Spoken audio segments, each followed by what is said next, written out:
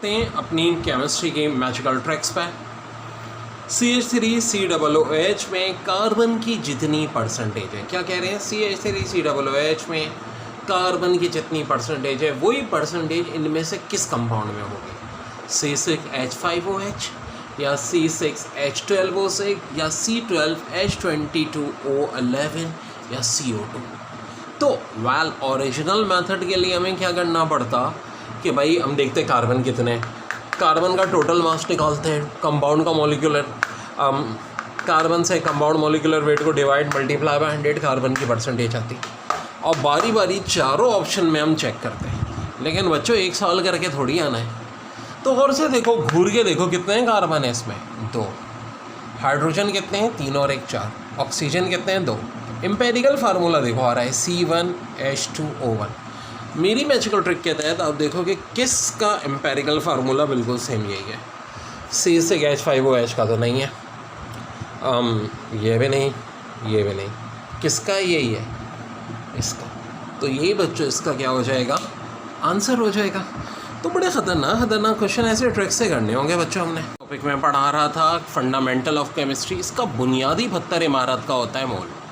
अगर हमें किसी भी एलिमेंट या कंपाउंड का मास हासिल करना है तो एलिमेंट के केस में उस एलिमेंट को एटॉमिक मास से मल्टीप्लाई कर देंगे, उस एलिमेंट के जो शुरू के 20 मैंने आपको बताएं, और कंपाउंड के केस में मॉलिक्यूलर वेट से मल्टीप्लाई कर देंगे।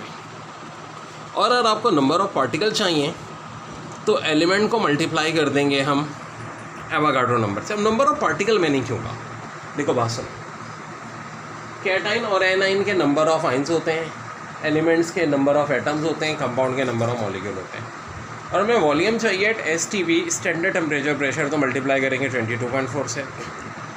और अगर वॉल्यूम चाहिए एट RTP तो रूम टेम्परेचर प्रेशर, तो मल्टीप्लाई करेंगे 24 से। इसी तरह से अगर हमें मास दिया हुआ हो और मोल्स चाहिए तो एटॉमिक मास से डिवाइड करेंगे, नंबर ऑफ पार्टिकल्स दिए हुए हों और मोल चाहिए तो एवोगाड्रो नंबर से डिवाइड करेंगे। ये सारी ट्रिक्स अभी बतानी है। वॉल्यूम अगर दिया हो एट STP तो 22.4 से डिवाइड करेंगे, और अगर RTP, अब STP क्या मतलब 0 degree centigrade 1 atmosphere pressure, RTP का क्या मतलब 25 डिग्री सेंटीग्रेड 1 एटमॉस्फेयर प्रेशर। तो बच्चों मोल से कोई दूसरी चीज़ चाहिए तो मल्टीप्लाई, किसी और चीज़ से मोल चाहिए तो डिवाइड। अब बड़ी दिलचस्प बात है, ऐसा भी हो सकता है कि मास दे करके हमें नंबर ऑफ पार्टिकल्स और वॉल्यूम निकालने को है, कोई बात नहीं, मास को उस एलिमेंट के एटॉमिक मास से डिवाइड कर दें, मोल्स आ जाएंगे। अगर नंबर ऑफ पार्टिकल निकालने हैं तो मल्टीप्लाई कर देंगे एवोगाड्रो नंबर से, और अगर वॉल्यूम चाहिए एट STP तो मल्टीप्लाई कर देंगे 22.4 से। यानी डायरेक्ट मास से हम नंबर ऑफ पार्टिकल या वॉल्यूम नहीं निकाल सकते, दरमियान में मोल निकालने पड़ेंगे। इसी तरह नंबर ऑफ मोल से अगर हमें मास या नंबर ऑफ पार्टिकल्स चाहिए हों तो भी हमें पहले मोल्स निकालने पड़ेंगे। नंबर ऑफ पार्टिकल से पहले मोल्स निकालेंगे एवोगाड्रो नंबर से डिवाइड करके, फिर एटॉमिक मास या 22.4 से मल्टीप्लाई करके वॉल्यूम। और अगर वॉल्यूम हमें दिया हुआ हो, अभी हम प्रैक्टिकल करते हैं इंशाल्लाह, तो 22.4 से अगर STP है तो डिवाइड करें, मोल आ गए, फिर उस एलिमेंट के एटॉमिक मास से मल्टीप्लाई कर दें तो मास आ जाएगा, और नंबर ऑफ पार्टिकल से मल्टीप्लाई कर दें तो एवोगाड्रो से नंबर से मल्टीप्लाई कर दें तो नंबर ऑफ पार्टिकल आ जाएंगे। तो प्रैक्टिस करते हैं क्वेश्चन को। एग्जाम में ऐसे सवाल आए हुए पास पेपर के, 0.5 फुल ऑफ मैग्नीशियम दिया था और कहा था कि इसके नंबर ऑफ पार्टिकल निकालो। 5 मोल ऑफ सल्फर डाइऑक्साइड दिया था और कहा था इसका मॉलिक्यूलर वेट निकालो। 0.25 मोल ऑफ कार्बन डाइऑक्साइड देके इसका मॉलिक्यूलर वेट भी आ चुका है एक बार, और नंबर ऑफ पार्टिकल भी। और इसी तरह 0.75 मोल्स ऑफ सल्फर डाइऑक्साइड का मास निकालने को पूछा है। तो बच्चों अब हम इनको करेंगे कैसे, बहुत सारी शॉर्ट ट्रिक्स, कैसे कैलकुलेशन विदाउट कैलकुलेटर करनी है, कैलकुलेटर से भी तेज़ करनी है, क्योंकि देखिए NED के अलावा कहीं कैलकुलेटर अलाउ नहीं है। अच्छा, कैलकुलेशन के मैजिक एक एक करके हम सीखेंगे। सबसे पहले मैंने आपको मॉलिक्यूलर वेट पर ही बहुत फोकस किया था। मैग्नीशियम का वेट जनाब कितना है जी, 24, 0.5 से मल्टीप्लाई करना है। अब देखो 0.5 से मल्टीप्लाई करने की ट्रिक होती है कि नंबर को बस आधा कर दो, 2 का आधा 1, 4 का आधा 2, आंसर 12 हो जाएगा। 5 mole of sulphur dioxide, sulphur dioxide का मॉलिक्यूलर वेट होता है 64, मल्टीप्लाई करना है 5 से। अब भाई 5 से मल्टीप्लाई करने की ट्रिक में भी यही होता है कि नंबर को पहले आधा करते हैं। 6 का आधा 3, 4 का आधा 2, एंड में 0 लगा देते हैं। जब इवन नंबर नहीं ऑड नंबर होंगे उसकी भी ट्रिक है, टेंशन ना लें, वो बताऊँगा आपको। 0.25 मोल ऑफ कार्बन डाइऑक्साइड। चला, कार्बन डाइऑक्साइड का वेट 44, 0.25 का लब है 1/4। डेसिमल फ्रैक्शन इक्विवेलेंट की लिस्ट भी अभी आपको बताता है। 44 को 4 से डिवाइड कर दिया, ये आ गया 11। इसी तरह 0.75 mole of sulphur dioxide. Sulphur dioxide का मास 64, 0.75 का लब है 3/4। अंग्रेज़ों का तरीका डिवाइड एंड रूल। 64 को पहले 4 से डिवाइड करो, 16, 16 3 सा 48। और सबका यूनिट क्या आ रहा है बच्चों? ग्राम आ रहा है, ठीक है। बहुत डिटेल में करेंगे इंशाल्लाह, लाइट की वजह से इंटरप्शन हुआ था, अब इंशाल्लाह इसको बहुत डिटेल में कर रहे हैं। पहले यहाँ तक बात क्लियर हो गई? ओके जी, ये क्या निकला है यहाँ? मॉलिक्यूलर वेट निकला है यहाँ तक नोट करें। फिर इसी से हम निकालना आपको क्या सिखाएंगे? नंबर ऑफ पार्टिकल, हर चीज़ से हर चीज़ बच्चों। ओके बच्चों, नंबर ऑफ पार्टिकल जब निकालने की बात हो तो देखो, नंबर ऑफ पार्टिकल के लिए अहमियत होती है Avogadro number 6.02 × 10⁻23। 0.5 mole of magnesium. अच्छा चलो, मैग्नीशियम ना हो, यहाँ सोडियम हो, रुबिडियम हो, नंबर ऑफ पार्टिकल में सब्सटेंस से कोई फ़र्क नहीं पड़ता। 0.5 को मल्टीप्लाई करना है हमें 6.02 × 10⁻23 से। बायो वाले ज़रा आराम से देखो, डेसिमल से पहले 6 है, 0.5 का लब है आधा, 6 का आधा 3 हो जाता है, डेसिमल के बाद 2 है, 2 का आधा 1 हो जाता है, 3.01 × 10⁻23। 5 मोल ऑफ सल्फ़र डाइऑक्साइड। तो देखो, अब सल्फ़र डाइऑक्साइड हो कोई भी हो यार, हमें एवोगाड्रो नंबर से मल्टीप्लाई करना है 5 को। तो देखो 6 5 सा 30 होता है कि नहीं, 5 2 सा कितना होता है 10, 30.10 × 10⁻23, ये आंसर आ गया मेरे पास। और 0.25 मोल ऑफ कार्बन डाइऑक्साइड। तो कार्बन डाइऑक्साइड का जो है, हमें कोई भी हो सब्सटेंस, 0.25 का लब 1/4। तो अब देखो 6 को अगर 4 से डिवाइड करते हैं 1.5 आता है, तो बहुत आसान बात हो गई, 1.5 × 10⁻23। 0.75 का लब बताया हुआ है मैंने, 3/4 होता है। तो देखो जो 1/4 का आंसर है उसे 3 से मल्टीप्लाई कर दो, 1.5 को 3 से मल्टीप्लाई करो, 4.5 × 10⁻23। अभी हमने फ़िलहाल से नंबर ऑफ मोल से निकाली हैं। क्या क्या चीज़ है भाई? एक तो पहले हमने मास निकाले थे, इसके बाद क्या निकाले? Number of particle. अब हम अगली रिलेशन करेंगे मास से नंबर ऑफ पार्टिकल और नंबर ऑफ पार्टिकल से मास की। बच्चों कौन कौन सी डेसिमल फ्रैक्शन की वैल्यू हमें याद होनी चाहिए? रटने की जरूरत नहीं है, हाँ, ये मैं आपको प्रैक्टिस करा के इंशाल्लाह याद करवा दूंगा। 1/11.09, 1/9.11, और ये बहुत अहम है 1/8.125, इसका बहुत इस्तेमाल होता है। 1/6.16, 3/4.75, 2/3.66, 7/8.875, 3/8.375 और 5/8.625। ये 7/8.875 भी बहुत अहम है। फिर कह रहा हूँ, रटने की कोई ज़रूरत नहीं है, ये इंशाल्लाह मैं आपको प्रैक्टिस करा के याद करवा दूँगा। क्योंकि बच्चों अब बड़ी अहम बात, नंबर ऑफ पार्टिकल से मास या मास से नंबर ऑफ पार्टिकल निकालना हो तो क्या करेंगे? अहमियत इसमें असल है इसकी एवोगाड्रो नंबर 6.02 × 10⁻23। बड़ा अच्छा सवाल आया था पेपर में, 18.06 × 10⁻23 पार्टिकल दिए थे सोडियम के, ठीक है जी, और कहा था सोडियम का मॉलिक्यूलर वेट कितना होगा। बायो वाले कैलकुलेशन से घबराते हो यार, यहाँ भी पावर 23 है, एवोगाड्रो नंबर में भी 23 है, ठीक है। आप बस एक चीज़ देखो कि डेसिमल से पहले क्या है, असल अहमियत इसकी होगी 18, और यहाँ डेसिमल से पहले क्या है 6।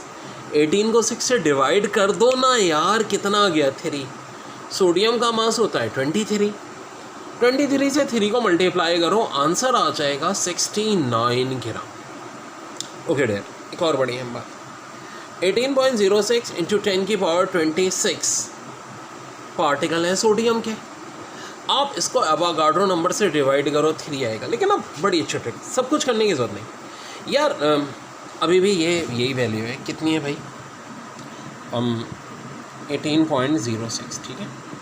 बस फ़र्क क्या हुआ, एग्जामिनर ने अपने तौर पे चालाकी की, आपको पावर 26 दे के कन्फ्यूज़ करना चाहा। अरे भाई सारा प्रोसेस वैसे होगा, आंसर अभी भी 69 आना है, लेकिन ग्राम की जगह क्या आना है? किलोग्राम, क्योंकि 23 26 से 3 ज़्यादा होता है तो ग्राम की जगह किलोग्राम आ जाएगा। और अगर 18.06 इंटू 10⁻20 दिया हो तो क्या होगा?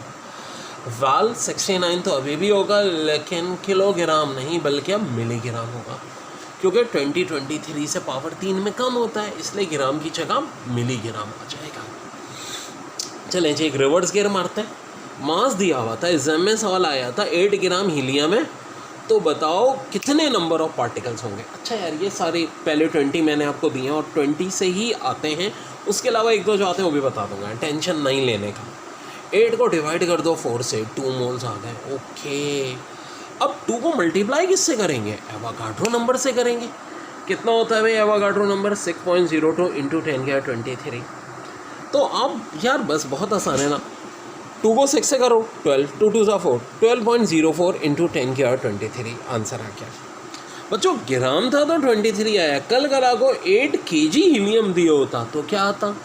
12.04, लेकिन पावर कितनी हो जाती? 26। मिलीग्राम होता तो पावर कितनी हो जाती? 20। यानी कि ग्राम है 23 का रिश्तेदार, किलोग्राम है 26 का रिश्तेदार, और मिलीग्राम है पावर 20 का रिश्तेदार। अब 1 मोल बराबर है 6.02 इंटू 10⁻23 के। तो ज़रा दिलचस्प सिचुएशन देखते हैं, वॉल्यूम की हम बात कर रहे हैं। 1 मोल एट STP 22.4 होता है कि नहीं? ठीक है, बहुत आसान है, सबको पता है। तो 2 क्या हो जाएगा यार? 22 का डबल 44, 0.4 का डबल 0.8। ये भी कोई प्रॉब्लम नहीं है, 2 का हम बासानी बता सकते हैं 44.8। तो अगर 122.4 है तो 10 क्या होगा यार? डेसिमल को धक्का दे दो, 22.4 की जगह 224 हो जाएगा। ओके, 10 का हाफ क्या होता है? 5 होता है। तो भाई 2 का हाफ 1, 2 का हाफ 1, 4 का हाफ 2, 1 1 2। यहाँ तक तो सारा हमारा खेल मैजिक से चल रहा है। 0.5 क्या हो जाएगा यार? यहाँ डेसिमल लगा दो 11.2। और 0.1 क्या हो जाएगा यार? अगर 1 to 22.4 था तो 0.1 हो जाएगा 2.24। बताता हूँ क्यों करवा रहा हूँ। ज़ाहिर है सिवाय NET के हर जगह कैलकुलेटर अलाउ नहीं है, और ये रटने की कोई ज़रूरत नहीं है, बस जो खेल खेल रहा हूँ मैं वो खेलते जाइए, देखते जाइए। हाँ, एक काम है, जो मेरे चार्ट्स हैं, ख़ासतौर पे ये चैप्टर 1 चल रहा है, एक ये वाला चार्ट हो गया, मोल के कन्वर्ट का था, एटॉमिक मास का था, डेसिमल फ्रैक्शन का। इन चार्ट को एक चार्ट्स का अलग एक कॉपी बनाओ, और जब चैप्टर करवा रहा हूँ चार्ट को सामने रखो। ओके जी, यहाँ तक तो बड़े आसानी से हंसते खेलते आ गए। अब कुछ वैल्यूज़ नोट कर लो, कहाँ से आई, क्यों लिखवा रहा हूँ, वो सब बात की बात है। फ़िलहाल सर ये नोट कर लो, रटने की कोई ज़रूरत नहीं है, जो काम की चीज़ें खुद ब खुद याद होगी वो मैं ऐसे करवाऊँगा तरकीबों से अपनी।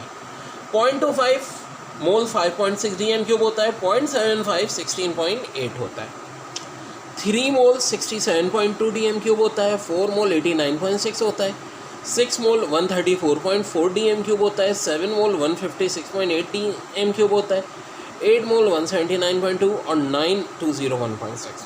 इनके अलावा कभी कोई बाहर का नहीं आता जहाँ कैलकुलेटर अलाउ नहीं है, सिवाय NET के कहीं अलाउ नहीं है। ठीक है, अब ये आगे क्या खेल खेलना है वो बात की बात है। पहले बच्चों यहाँ तक आप लोग अच्छी तरह नोट कर लो बात। ये मैंने आपको चार्ट बताया है, अब कुछ एग्ज़ाम के सवाल बता रहा हूँ। एग्ज़ाम में सवाल आया था 67.2 dm³ दिए थे कार्बन डाइऑक्साइड के। यार कार्बन डाइऑक्साइड हो, NH3 हो, सल्फ़र डाइऑक्साइड हो, अगर रिलेशन वॉल्यूम और नंबर ऑफ पार्टिकल की है तो गैस या सब्सटेंस चेंज होने से कुछ नहीं होता। 67.2 dm³ कितने मोल्स के बराबर है? 3 के। नंबर ऑफ पार्टिकल चाहिए 80, हाँ जी 6 3 सा 18, 3 2 सा कितना होता है? 6। आंसर हो जाएगा 18.06 इंटू 10 की पावर 23 पार्टिकल। ओके जी, वॉल्यूम दिया हुआ है 89.6 dm³, एनी कोई भी गैस होती है। 89.6 dm³ का मतलब कितने हो जाएंगे? 4 मोल। 4 6 24, 4 2 8, 24.08 इंटू 10 की पावर 23। ये आपका आंसर आ जाएगा किसका? नंबर ऑफ पार्टिकल का। बच्चों ज़्यादातर जो वैल्यूज़ आती हैं बता देता हूँ। 3 मोल्स की यानी 67.2 dm³, ये बहुत अहम है। 4 की 89.6, 1 की तो हमें पता ही होती है 22.4, ये बहुत आती है 44.8 dm³। अगर कोई गैस दी हुई है 44.8 dm³, ओके जी, कितने नंबर ऑफ पार्टिकल होंगे? हाँ जी 2 मोल्स के बराबर है, तो हिसाब लगाएं। 6 2 12, ओके जी, 2 2 ज़ा 4, 10 की पावर 23। ये कब था? जब 44.8 DM³ कोई भी गैस हो, चाहे हीलियम, नियॉन, ठीक है। जब भी बात वॉल्यूम और नंबर ऑफ पार्टिकल की होती है, सब्सटेंस मैटर नहीं करता, सब में सेम रिजल्ट आएगा। ओके डियर, DM³ था, कल कला को वो DM³ की जगह मीटर क्यूब दे देता है कि जी 44.8 मीटर क्यूब है कोई गैस, तो बताओ नंबर ऑफ पार्टिकल कितने होंगे? तो कितने हो जाएंगे भाई? क्या 12.04 होंगे? बिल्कुल जी, 12.04 तो अभी भी आएगा, लेकिन पावर 23 की जगह क्या हो जाएगी? 26 जनाब, बिल्कुल। जिस तरह ग्राम की रिश्तेदारी 23 से थी और केजी की 26 से, DM³ की होती है 23 से, मीटर क्यूब की होती है 26 से। ओके जी, 44.8 cm³ हो तो भाई पावर 10 की कितनी हो जाएगी? 20 हो जाएगी मेरे भाई।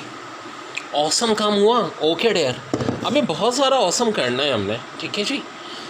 ईच एंड एवरीथिंग बहुत अच्छे अच्छे ट्रिक्स के साथ बच्चों करनी है हमने, ध्यान में रखो।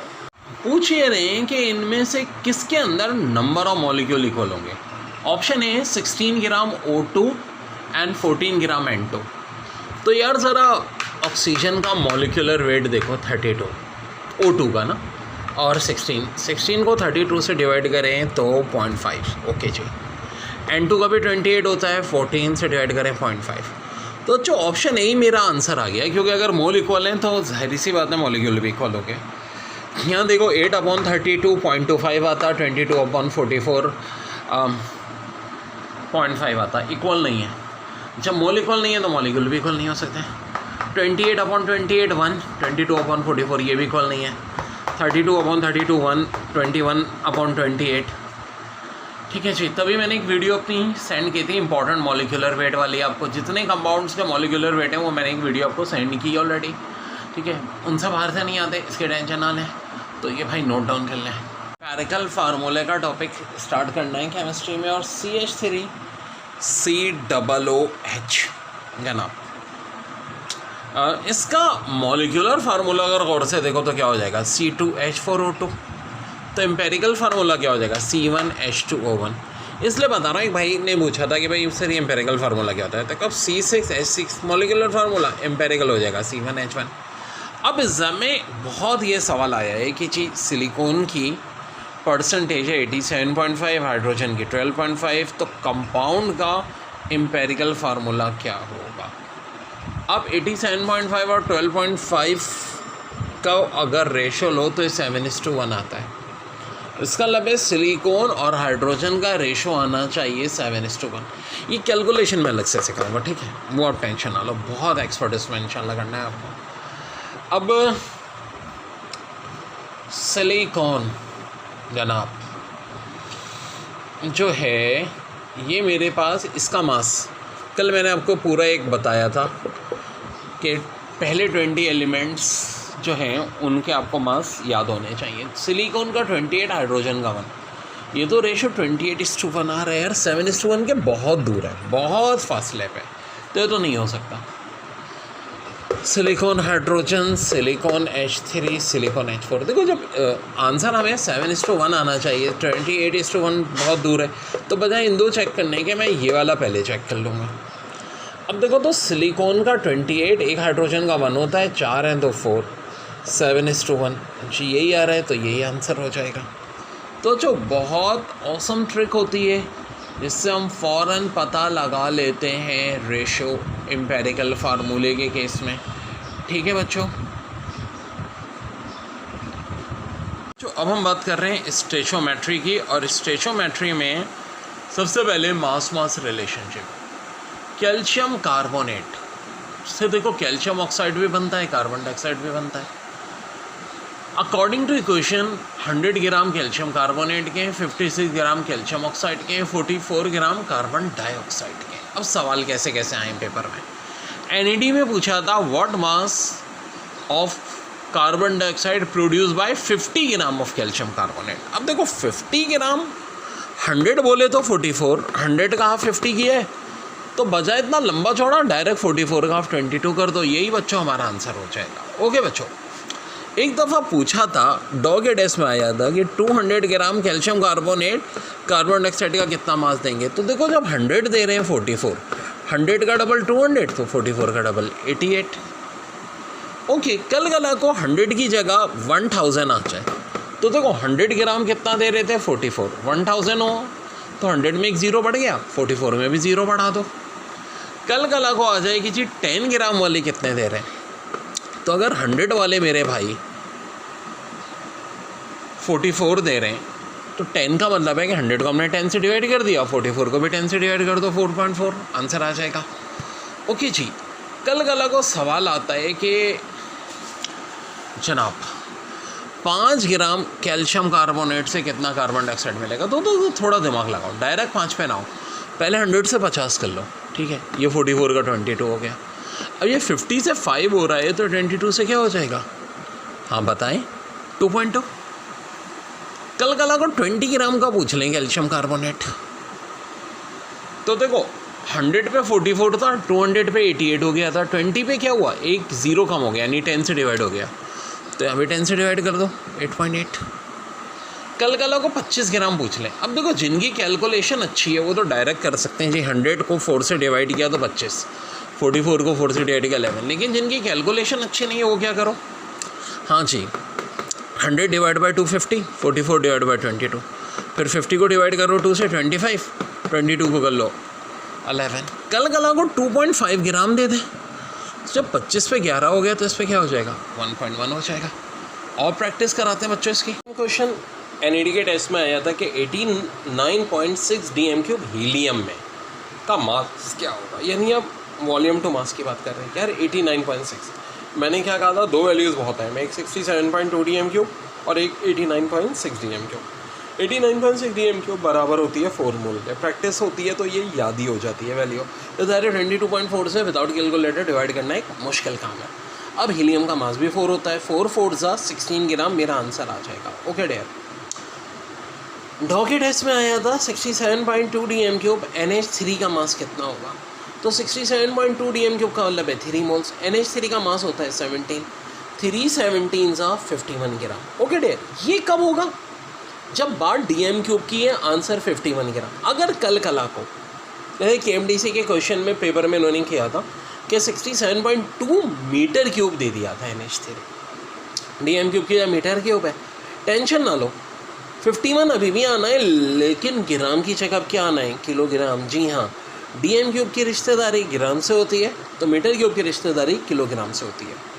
और कल कला को यही हो जाए 67.2 DM³ CM³ NH3, तो आंसर हो जाएगा 51 मिलीग्राम। ओके डेयर, यानी कि कुछ ऐसी बात बनी, 10⁻26 की रिश्तेदारी किलोग्राम और मीटर क्यूब से, 10⁻23 की रिश्तेदारी ग्राम और DM³ से, 10⁻20 की रिश्तेदारी मिलीग्राम और सेंटीमीटर क्यूब से। क्वेश्चन हमने बहुत डिटेल में की है। अब एक बड़ा प्यारा सवाल है कि कार्बन 75% दिया है कंपाउंड में, ठीक है जी, हाइड्रोजन दिया है 25%। क्या भाई, कार्बन 75%, हाइड्रोजन 25%, चलें जी सही है। और कह रहे हो उस कंपाउंड का मॉलिक्यूलर फार्मूला वेट 16 ग्राम है। अब देखो मॉलिक्यूलर फार्मूला निकालने का जब भी सवाल होगा तो मॉलिक्यूलर फार्मूला वेट दिया हुआ होगा, बताओ आंसर क्या है। ये 4 ऑप्शन दिए हैं, CH4 C2S6 C6S6 C7H14। अब देखो एप्टीट्यूड टेस्ट में और थ्योरी में यही फ़र्क है। याद करो हम 5 स्टेप करते थे, mole ratio, simple mole ratio, value of N, फिर एम्पेरिकल फार्मूला, फिर मॉलिक्यूलर फार्मूला निकलता था। वो भाई यहाँ तो मेरे मैजिक से करेंगे। 16 मास तो ज़रा और से देखो यार, एक कार्बन का 12 है, 2 का तो बहुत हो जाएगा भाई, 7 का, 6 का, ये तो कोई दूर दूर तक नहीं दिख रहे। इसको देखते हैं, कार्बन का मास 12 होता है, एक हाइड्रोजन का 1 4 है, तो 4 हो जाएगा, 12 और 4 16। तो ऑप्शन देख के आंसर निकाल लिया, आंसर आगे। अच्छा एग्ज़ामों का आगे बढ़ेंगे, लेकिन चूँकि एग्ज़ाम नहीं है एक और अच्छा सा मैजिक सिखाते हैं। 75 और 25 का रेशो क्या होता है, 3:1 होता है कि नहीं बच्चों, बिल्कुल होता है।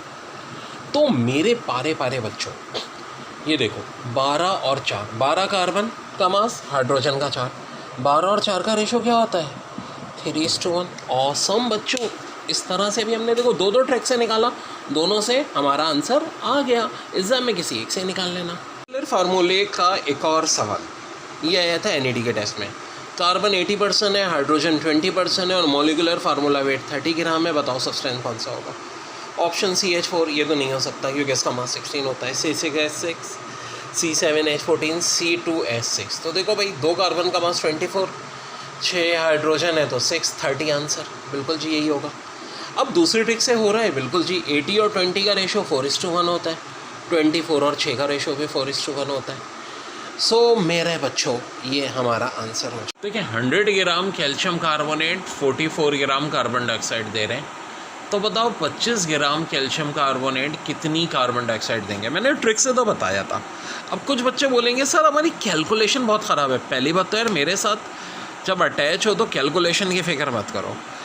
कैलकुलेटर इंसान की बनाई भी ज़्यादा है, इंसान का दिमाग अल्लाह की बनाई भी ज़्यादा है। कुछ दिन में इंशाल्लाह तुम लोगों की कैलकुलेशन कैलकुलेटर से भी तेज़ करवा दूँगा, वो टेंशन ना लो यार, ठीक है? वो तो माशाल्लाह अपनी स्पेशलिटी है। अब देखो अगर जिनकी अभी कच्ची है तो देखो एक तरीका हो सकता है भाई 144 प्रोड्यूस कर रहा था, 25 कितना करेगा इसको x मान लो, क्रॉस मल्टीप्लाई कर दो 100 को x से, 25 को 44 से। किया कि नहीं? मैथ्स के रूल कहता है ये 100 इधर मल्टीप्लाई इधर आके डिवाइड हो जाएगा, 100 और 25 कटेंगे, 44/4 कितना हो जाएगा? 11। और ये इस क्वेश्चन का बच्चों आंसर हो जाएगा। एक बात ऑब्वियसली बात है यार, लॉकडाउन हो रहा है, ज़ाहिर सेंटर के बजाय मैं अपने घर से वीडियोस दे रहा हूँ, तो इंशाल्लाह देखते हैं 2 वीक्स बाद क्या सिचुएशन होती है। दुआ करो कि बेहतर हो जाए तो फिर इंशाल्लाह आपको मज़ीद और फैसिलिटीज़ भी मिल जाएंगी। Thanks a lot.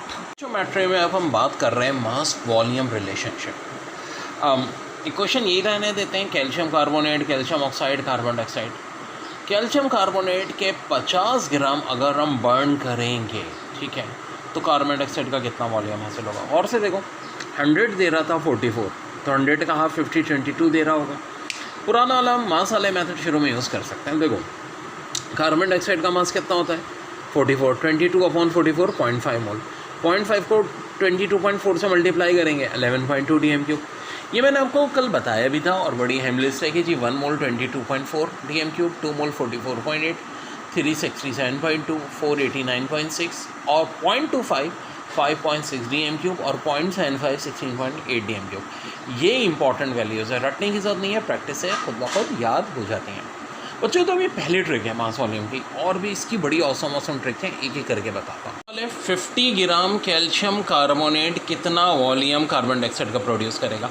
बच्चों ये ट्रिक उससे भी ज़्यादा औसम है। क्या करो, कैल्शियम कार्बोनेट का मास कितना है? 100 है, 50 को 100 से डिवाइड कर दो, इसका मतलब है कैल्शियम कार्बोनेट के 0.5 मोल है। अब जरा और से क्वेश्चन देखो, कैल्शियम कार्बोनेट का 1 मोल था तो कार्बन डाइऑक्साइड का भी 1 मोल था। जब दोनों का 1-1 मोल है, इसका मतलब है कैल्शियम कार्बोनेट के 0.5 मोल होंगे तो कार्बन डाइऑक्साइड के भी 0.5 मोल होंगे। कैल्शियम कार्बोनेट के 0.75 मोल होंगे तो कार्बन डाइऑक्साइड के भी 0.75 मोल होंगे। कैल्शियम कार्बोनेट के 0.25 मोल होंगे तो कार्बन डाइऑक्साइड के भी 0.25 मोल होंगे। और अगर कैल्शियम कार्बोनेट के भी 3 मोल है तो कार्बन डाइऑक्साइड के भी 3 मोल होंगे। ऐसा मैं क्यों कह रहा हूँ? देखो यहाँ कैल्शियम कार्बोनेट का 1 मोल या कार्बन डाइऑक्साइड का 1 मोल। अब 50 को जब 100 से डिवाइड करते हैं 0.5 मोल आता है। 0.5 मोल का मतलब क्या होता है? वॉल्यूम कितना हो जाएगा? 11.2 dm³। अब ये मैंने एक पूरा चार्ट इसीलिए बताया था। कल कल को 75 ग्राम दिया हो तो 0.75, कैल्शियम कार्बोनेट के 0.75 तो कार्बन डाइऑक्साइड के भी 0.75 मोल आ जाएंगे। 0.75 का मतलब है 16.8 dm³। 25 दिया हो 100 से डिवाइड करें तो 0.25 मोल, तो 0.25 मोल कार्बन डाइऑक्साइड के भी हो जाएंगे 5.6 dm³। कल कल को 300 दिया हो तो इसके 3 मोल कैल्शियम कार्बोनेट के, कार्बन डाइऑक्साइड के भी 3 मोल हो जाएंगे। 3 मोल का वॉल्यूम हो जाएगा 67.2 dm³। Awesome trick mass volume relationship की, वही बात कि 50 ग्राम कैल्शियम कार्बोनेट कार्बन डाइऑक्साइड का कितना वॉल्यूम प्रोड्यूस करेगा। देखो इससे अच्छी ट्रिक कोई नहीं है, पुरानी 2 से ज़्यादा अच्छी। कैल्शियम कार्बोनेट का 1 मोल 100 ग्राम होता है, कार्बन डाइऑक्साइड का 1 मोल कितना होता है? 22.4 dm³। मैं ये भी तो कह सकता हूँ कि 100 gram calcium carbonate 22.4 dm³ produce कर रहे हैं। तो 100 का 50 ग्राम कितना प्रोड्यूस करेगा? 11.2। 50 का 25 कितना पुट करेगा? 5.6। 25 की जगह अगर यहाँ 2.5 हो जाएगा, मैथ्स के रूल के तहत यहाँ डेसिमल आएगा तो डेसिमल साइड पे हो जाएगा, यानी कि 2.5 ग्राम 0.56 dm³। ओके जी, 100 ग्राम कर रहा था 22.4, कल कल को 100 की जगह 200 की बात आ जाए, ठीक है, तो 22.4 का डबल 44.8, बड़ी आसान बात है। अगर 200 से 2000 हो जाए, देखो यहाँ 0 बढ़ाएंगे तो डेसिमल राइट पे हो जाएगा, 448 हो जाएगा। और अगर 200 के बजाय 20 पूछेंगे तो डेसिमल देखो राइट के बजाय लेफ्ट पे हो जाएगा, 4.48। ये आंसर आ गए। मास वॉल्यूम रिलेशनशिप बच्चों, वॉल्यूम रिलेशनशिप पे आते हैं। देखो 2CO + O2 2CO2 बना हुआ है कि नहीं। तो गौर से देखो इक्वेशन में कि कार्बन मोनोऑक्साइड के 2 मोल, कार्बन डाइऑक्साइड के 2 मोल दे रहे हैं। कार्बन मोनोऑक्साइड का 1 मोल कार्बन डाइऑक्साइड का 1 मोल देगा। जब मोल इक्वल होते हैं तो वॉल्यूम भी इक्वल होते हैं, यानी कि अगर कार्बन मोनोऑक्साइड का वॉल्यूम 11.2 dm³ होगा तो कार्बन डाइऑक्साइड का भी क्या होगा, 11.2 dm³। सवाल में इन्होंने 11.2 dm³ पूछा था, कार्बन मोनोऑक्साइड कितने कार्बन डाइऑक्साइड का वॉल्यूम देगा, तो 11.2 ही देगा। क्यों, दोनों के मोल इक्वल हैं। अगर कार्बन मोनोऑक्साइड 22.4 देगा तो कार्बन डाइऑक्साइड भी 22.4 देगा। लेकिन कल का लगा सवाल आ जाए कि भाई ऑक्सीजन का 5 dm³, कार्बन डाइऑक्साइड की कितने dm³ दे रहा है, तो अकॉर्डिंग टू इक्वेशन देखो ऑक्सीजन का 1 मोल, कार्बन डाइऑक्साइड के 2 मोल। तो अगर ऑक्सीजन के 5 मोल होंगे तो कार्बन डाइऑक्साइड के 10 मोल होंगे, और ऑक्सीजन के 5 dm³ होंगे तो कार्बन डाइऑक्साइड के 10 dm³। ऑक्सीजन 11.2 dm³ तो 11.2 का डबल कार्बन डाइऑक्साइड वाला 22.4 dm³। और ऑक्सीजन अगर 22.4 है तो कार्बन डाइऑक्साइड 44.8 होगा। टॉपिक है परसेंटेज यील्ड। ये परसेंटेज यील्ड होती क्या है? देखो बच्चों, एक होती है एक्चुअल यील्ड और एक होती है थ्योरेटिकल यील्ड। ये क्या मतलब हुआ, बता रहा हूँ सारी बात। देखो कैल्शियम कार्बोनेट से हमने कहा था जब कैल्शियम ऑक्साइड और कार्बन डाइऑक्साइड बनता है तो अकॉर्डिंग टू इक्वेशन 44 ग्राम आने चाहिए कार्बन डाइऑक्साइड के, ठीक है भाई। लेकिन बाज़ औक़ात, हमेशा नहीं, बाज़ औक़ात ये होता है कि एक्चुअल रिज़ल्ट कुछ और आता है, वो एरर की वजह से उसकी हम बात करेंगे, जैसे कि 36 ग्राम आ गया, ठीक है भाई। तो अब क्या करें, परसेंटेज यील्ड पूछेंगे कितनी है। परसेंटेज यील्ड का मतलब ये होता है कि actual yield divide by theoretical yield. जैसे कि इस केस में एक्चुअल यील्ड होनी 44 चाहिए थी, थ्योरेटिकल 44 होनी चाहिए थी, एक्चुअल आ गई 36। तो क्या करेंगे, 36/44 मल्टीप्लाई बाय 100। अब देखो ये दोनों 4 के टेबल से घट रहे हैं, यहाँ 9 बचेगा, यहाँ 11। अब देखो कैलकुलेशन के ट्रिक्स का इस्तेमाल होता है। 100/11 यार, 100/11 होता है 9.09। और एक और बड़ा अहम रिजल्ट, 100/9 होता है 11/11, यानी जब यहाँ 11 तो यहाँ 9, यहाँ 9, यहाँ 11। और ये जो मेरा चार्ट था, मैंने कहा था बहुत है, मैं इसको बार देखते रहे, रटे नहीं, याद हो जाएगा। 2 मोल 44.8 dm³, 3 मोल 67.2 dm³, 4 मोल 89.6 dm³, बहुत इंपॉर्टेंट 0.25 मोल 5.6 dm³, 0.75 मोल 16.8 dm³। वैसे 100/11 9.09 होता है, तो 100/11 किया मैंने 9.09 लिख दिया। अब ये इस 9 से मल्टीप्लाई होगा, आंसर 81.81%। तो बच्चों बहुत इंपॉर्टेंट टॉपिक, ठीक है बच्चों। और इस चैप्टर की जो मैंने यूट्यूब की अपनी पुरानी वीडियोज़ ले ली हैं, ज़ाहिर है देखो वो हैं जो मैजिकल ट्रिक नहीं है, तुम लोगों को ज़ाहिर है मैजिकल ट्रिक से तुम लोगों को होती हैं, मगर ज़ाहिर है वो भी तुम लोगों को करनी है। तो हर चैप्टर की जो करनी होगी वो मैं तुम्हें साथ सेंड कर दिया करूँगा, जैसे इस चैप्टर की मैंने सेंड किया तुम लोगों को। Percentage of element in compound, E बोले तो एलिमेंट, सी बोले तो कंपाउंड। क्या होगा, element upon compound multiply by 100। एक न्यूमेरिकल करते हैं, पास पेपर में आया हुआ। Percentage of hydrogen in water, वैसे तो हाइड्रोजन का मास 1 होता है, लेकिन H2 है तो 2 ले लेंगे, और वाटर का 18, 2/18। हाँ बच्चों, क्या बचेगा 9, और 100/9 11.11। अरे अभी तो चार्ट बताया था, जो मेरे चार्ट होते हैं ना भाई बहुत औसम होते हैं, पूरा इसी पे डिपेंड करता है सब कुछ, अल्हम्दुलिल्लाह। आंसर आ गया, okay ji. Percentage of oxygen in water, तो ऑक्सीजन 16, 18, 2 की टेबल से कटे, ऊपर 8 नीचे 9, 100/9 11.11, 8 से मल्टीप्लाई कर दो 88.88 बच्चों। कुछ बड़ी इंपॉर्टेंट बात कि एक एटम सोडियम का, किसकी बात हो रही है, एटम की, के अंदर कितने इलेक्ट्रॉन होंगे, कितने प्रोटॉन होंगे। वेल जो मैंने एटॉमिक नंबर की लिस्ट दी थी, यही हमारे इलेक्ट्रॉन और प्रोटॉन हो जाएंगे। 11 इलेक्ट्रॉन 11 प्रोटॉन। न्यूट्रॉन क्या होगा, मास 23 में से 11 माइनस कर दो, 12 न्यूट्रॉन। अब ये तो एक एटम की बात थी। कल को एग्जामिनर बोले बताओ कि एक मोल में कितने इलेक्ट्रॉन होते हैं, तो भाई 11 को मैं मल्टीप्लाई कर दूंगा 6.02 × 10⁻23 से। एक मोल के सोडियम मोल के अंदर इलेक्ट्रॉन निकलाएंगे। प्रोटॉन के लिए भी इसको 11 से मल्टीप्लाई करेंगे, न्यूट्रॉन के लिए 12 से कर देंगे, एवोगाड्रो नंबर को। लेकिन मेरे भाई अब बात होती है कि कार्बन डाइऑक्साइड के एक मोलिक्यूल में, ठीक है, कितने कार्बन एटम है, तो फार्मूले से साफ दिख रहा है 1 कार्बन एटम है, और ऑक्सीजन कितने हैं जी 2 हैं, और टी से मुना टोटल एटम कितने हो गए 3। अगर एक मॉलिक्यूल के लिए पूछें, कल को पूछ लें कि 1 मोल कार्बन डाइऑक्साइड में कितने कार्बन के एटम्स हैं, तो भाई 1 को मैं मल्टीप्लाई एवोगाड्रो नंबर से कर दूंगा। ये होते हैं ना हमारे एवोगाड्रो नंबर। ऑक्सीजन चाहिए होंगे तो 2 से मल्टीप्लाई कर देंगे, और टोटल एटम कार्बन डाइऑक्साइड में पूछे होंगे मोल में तो 3 से मल्टीप्लाई कर देंगे। यानी जब एटम से इलेक्ट्रॉन प्रोटॉन न्यूट्रॉन निकालने की बात थी, हमने एवोगाड्रो नंबर से मल्टीप्लाई नहीं किया, मोल की बात हुई तो कर दिया। यहाँ भी मॉलिक्यूल से एटम निकालने की बात थी, हमने नहीं किया, लेकिन जब मोल की बात हुई तो एवोगाड्रो नंबर से मल्टीप्लाई कर दिया। अब जैसे कि देख लो, एक मॉलिक्यूल है H3PO4 का, पूछेंगे कि हाइड्रोजन के एटम, हम बोल देंगे 3, फॉस्फोरस का 1, ऑक्सीजन के 4, टोटल 8। लेकिन अगर मॉलिक्यूल की जहाँ मोल हो तो इन्हीं वैल्यूज़ को फिर एवोगाड्रो नंबर से मल्टीप्लाई कर देंगे बच्चों। मैंने कहा था ना बहुत इंपॉर्टेंट चैप्टर है। अभी 1-2 चीज़ें इसकी इंशाल्लाह ताला मैं कल भी करवाऊँगा, अभी तो खैर 1-2 टॉपिक आज के बाकी हैं। बड़ी अहम बात के नंबर ऑफ प्रोटॉन का खेल आता है। ये नंबर ऑफ प्रोटॉन का खेल कैसे खेलेंगे बता रहा हूँ। ये फॉस्फोरिक एसिड ले लो, इसके अंदर आ जाए सवाल के प्रोटॉन कितने हैं और न्यूट्रॉन कितने हैं। तो देखो 3 हाइड्रोजन है, हाइड्रोजन का मतलब है तीनों के तीनों प्रोटॉन, क्योंकि हाइड्रोजन में कोई न्यूट्रॉन नहीं होता। ओके जी, फिर फॉस्फोरस 15 प्रोटॉन 16 न्यूट्रॉन। इसके बाद ऑक्सीजन है, ऑक्सीजन है कितने 4। यार एक ऑक्सीजन में कितने प्रोटॉन होते हैं 8, न्यूट्रॉन भी कितने होते हैं 8, लेकिन 4 ऑक्सीजन है। इस बात को ज़रा गौर से समझो कि भाई एक ऑक्सीजन में 8 प्रोटॉन होते हैं 8 न्यूट्रॉन होते हैं, लेकिन चूँकि 4 ऑक्सीजन है इसलिए 8 4 जा 32 प्रोटॉन, ठीक है, और 32 ये हो जाएंगे न्यूट्रॉन। ज़रा अब टोटल काउंट कर लो, प्रोटॉन का सम आ गया 50, न्यूट्रॉन का सम आ गया 48। हाँ जी, कितने प्रोटॉन 50, न्यूट्रॉन कितने हैं 48। ये हमारा आंसर आ गया। और यही बात कि अगर मॉलिक्यूल की पूछी थी तो ये आंसर है, मोल की पूछी होती है तो एवोगाड्रो नंबर से मल्टीप्लाई कर लेते हैं।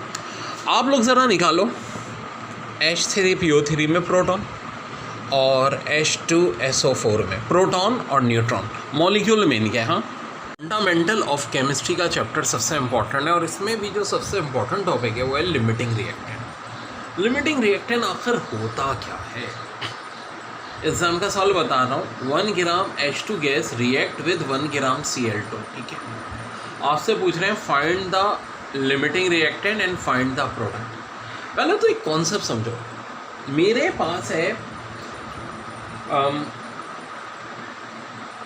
चाय की पत्ती, कितनी 1000 प्यालियों के बराबर, यानी इतनी चाय की पत्ती है कि 1000 प्यालियाँ बन सकती हैं। लेकिन दूध सिर्फ 10 चाय बनाने के लिए, तो क्या मैं 1000 चाय की प्यालियाँ तैयार कर सकता हूँ? नहीं, दूध सिर्फ 10 चाय की प्यालियों का है, तो कितनी होंगी चाय तैयार? 10 चाय तैयार होंगी 1000 में से। तो लिमिटिंग रिएक्टेंट क्या हो जाएगी यार? क्या होगा बच्चों? हाँ बोलो, दूध हो जाएगा। तो कुछ बड़ी अच्छी मैजिकल ट्रिक देखो, H2 और Cl2। सबसे पहले तो नंबर